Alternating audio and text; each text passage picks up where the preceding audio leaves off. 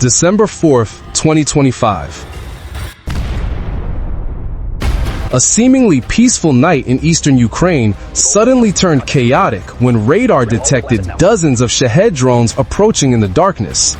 The dense dots on the screen signaled an unprecedented attack from Russia. But as the sky shook, Ukraine activated its new mobile air defense network, launching a breathtaking confrontation.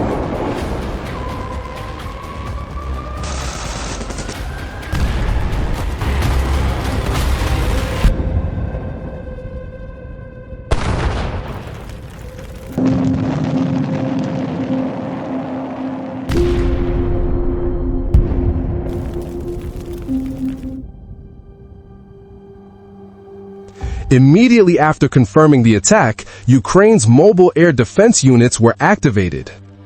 Signals from long-range radar, infrared cameras, acoustic sensors, and surveillance UAVs were all gathered into the central command system, creating a real-time battlefield map.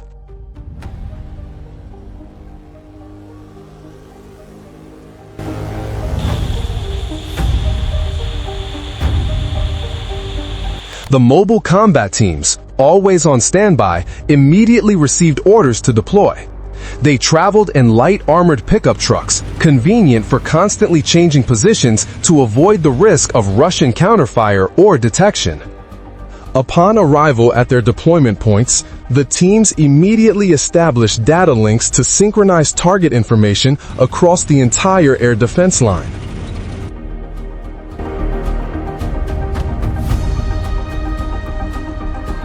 In this multi-layered air defense formation, the Sting Interceptor is the main weapon. This is a compact, inexpensive interceptor UAV, suitable for countering Shahed, a large, slow-moving UAV that flies in a relatively stable straight line. Sting takes only a few seconds to start up, lock onto a target, and launch in a direct trajectory.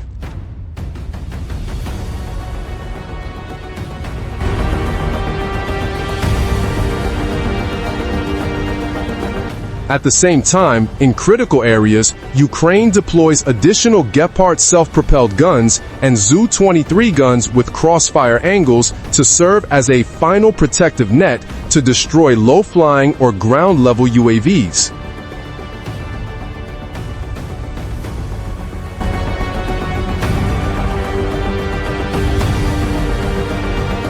The combination of centralized data, mobile equipment, and rapid integration capabilities allows Ukraine to establish a multi-layered air defense line in just a few minutes, flexible enough to adapt to changes and powerful enough to counter drones approaching at a steady speed.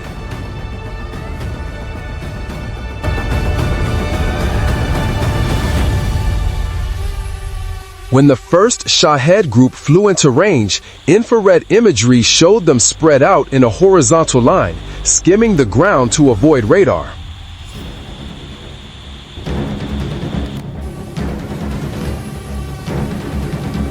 However, Ukraine's dense surveillance network immediately identified each one. The automated analysis system recorded all parameters, from altitude and speed to approach direction, and immediately relayed them to the interceptors.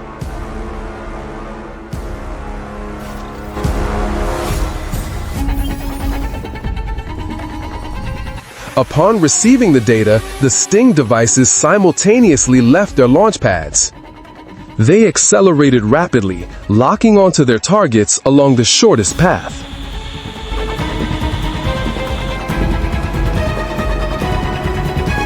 In just a few seconds, a series of flashes lit up the sky, signaling that 16 Shaheds had been shot down in succession. Russia's opening salvo was wiped out almost instantly.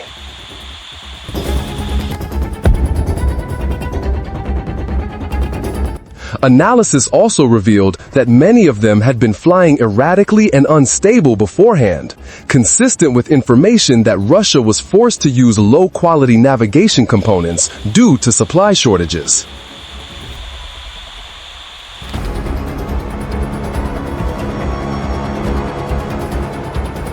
With near-perfect performance, Ukraine locked down the entire first layer of defense, not allowing any UAVs to get through in the opening wave.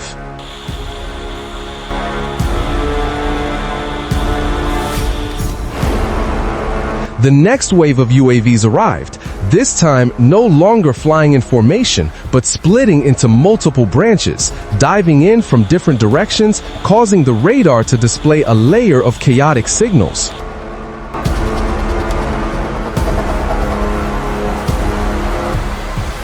However, Ukraine's noise filtering system quickly separated each flight path, re-identifying the entire movement stream in just a few seconds.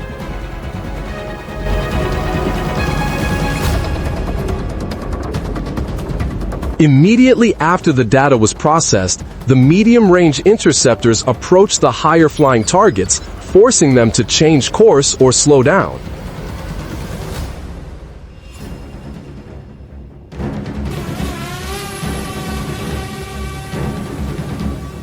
Below, the Gepard's self-propelled guns began sweeping the area with their own radar, while the Zu-23s positioned around the industrial zone created a ring of fire to block those trying to hug the ground.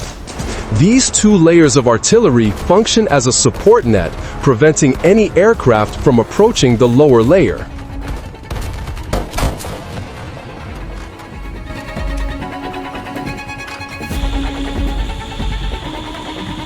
Amidst this chaotic attack, the last 8 aircraft proved to be the most dangerous. They maintained a fairly tight formation, constantly changing axes and keeping just enough distance to avoid being paired by radar, allowing for flexible sharing of guidance signals. This is a formation the Russians often use to find gaps in air defenses.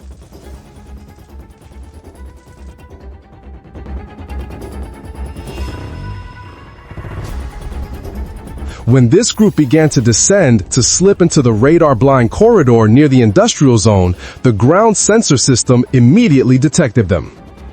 Recognizing the intent to infiltrate, the nearest Zu-23 battery opened fire, creating a wall of bullets right in front of the formation. The 3 leading aircraft were shot down immediately. The remaining 5 shook violently, their formation shattered and unable to maintain their initial speed.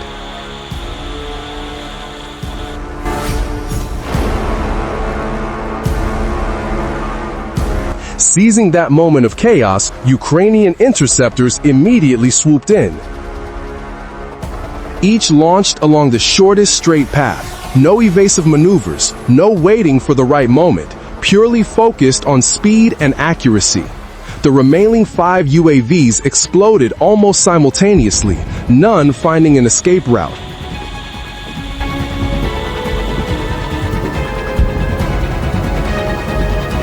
Only a few unstable UAVs remained in the sky, flying erratically, their engines whining and shaking as if about to fall.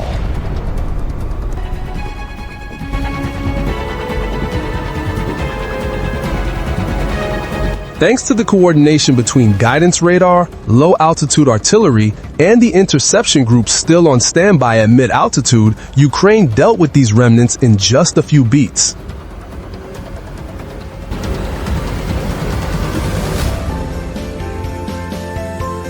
Ultimately, the entire second wave of attacks, despite being complexly organized by Russia and seemingly remotely guided, was still locked down by Ukraine.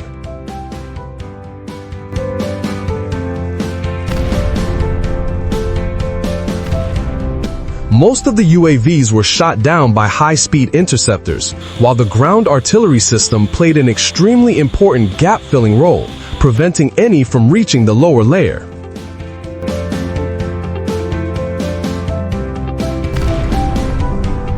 The attack concluded with a total of 24 enemy UAVs shot down. More importantly, no strategic targets or residential areas in Ukraine suffered damage. This battle demonstrated the maturity of Ukraine's air defense, where technology and coordination overcame numerical superiority.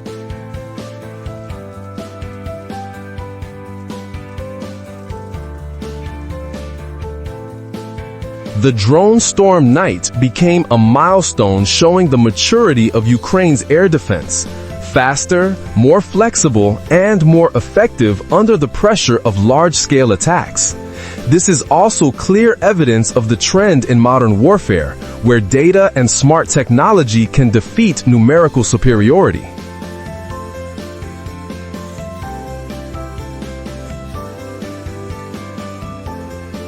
By protecting its skies without letting any target slip through, Ukraine has demonstrated its resolve and strength in this challenging war.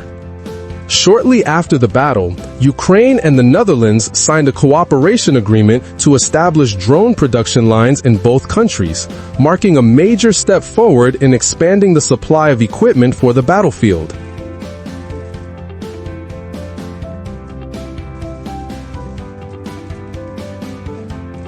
The Netherlands provides financial support, supplies equipment, and commits to purchasing a portion of the products for direct transfer to the Ukrainian military, forming a secure and sustainable logistics chain against any threat of attack.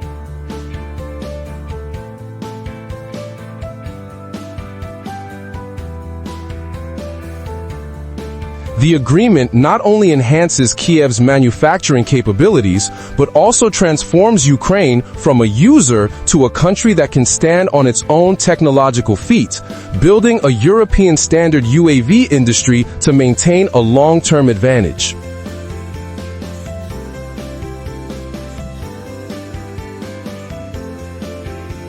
But beyond the numbers, lines, and terms, this cooperation has a much greater significance. It shows that even in the darkest moments, when the sky shakes with the sound of deadly engines, Ukraine still has partners willing to stand by its side, sharing capabilities, trust, and responsibility.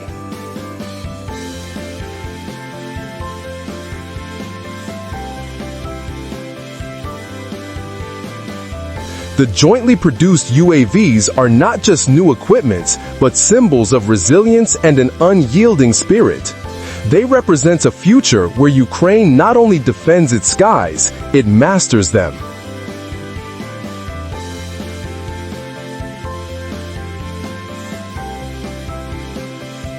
And from this effort, hope is being rebuilt piece by piece. Hope that tomorrow, a once besieged nation will shape its own destiny in the skies it has defended with all its strength and perseverance. Slava Ukraini!